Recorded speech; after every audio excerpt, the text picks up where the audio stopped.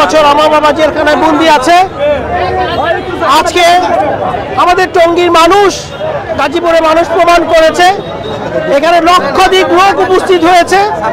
আমি বিশ্বাস করি জনগণের শক্তি, জনগণের রায়, চূড়ান্ত রায়। আজকে জনগণ চূড়ান্ত রায় দিয়েছে, নুরুল ইসলাম সরকার নির্দোষ।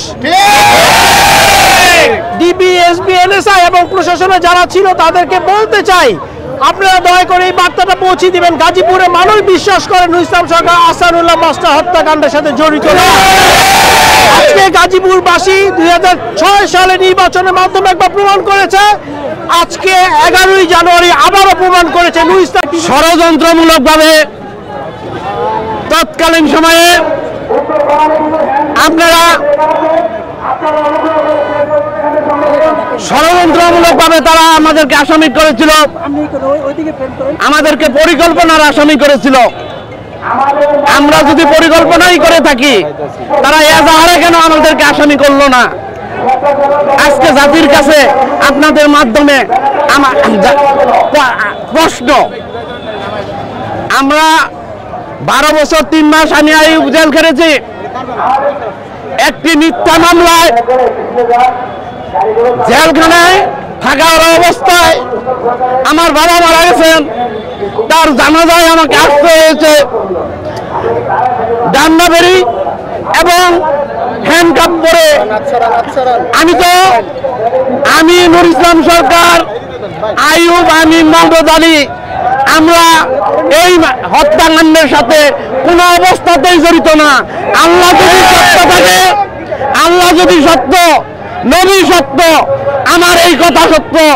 আমি আমার বাবার লাশ দিয়ে কসম খেয়ে বলেছি, আমরা এই হত্যাকাণ্ডের সাথে কোনো অবস্থাতেই এই হত্যাকাণ্ডের সাথে জড়িত না। একটা ছেলে তার বাবার লাশ সামনে রেখে মিথ্যা কথা বলে না। এই আমরা গাজীপুরের রাজনীতিতে সরকার পরিবারের একটি অবস্থান নষ্ট করার জন্য তৎকালীন কুচক্রী মহল্লা, আওয়ামী লীগ এবং আমাদের বিএনপির কিছু লোকজন ছিলেন, এটার পিছনে ইন্ধন যোগাইছেন।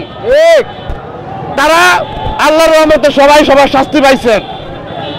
আমরা প্রত্যাশা করি এই মিথ্যা মামলা থেকে নুরুল ইসলাম সরকার সহ আমাদেরকে অব্যাহতি দেওয়া হোক এবং পূর্ণ তদন্তের মাধ্যমে অরিজিনাল খুনি কারা সেটা সরকার, যেহেতু বিডিআর বিদ্রোহের মামলা পূর্ণ তদন্ত করতেছে, আমরা জোর দাবি করব আহসানুল্লাহ মাস্টার হত্যা মামলার পূর্ণ তদন্ত হোক।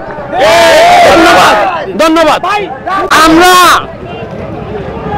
ফরমাসি রায়ের মতো রায় পাই, তাহলে এই গণতান্ত্রিক পন্থায় এই রাস্তা দিয়ে যে 32 টাকা জেলার গাড়ি চলে, অনির্দিষ্টকালের জন্য আমরা এই রাস্তা বন্ধ করে দেব।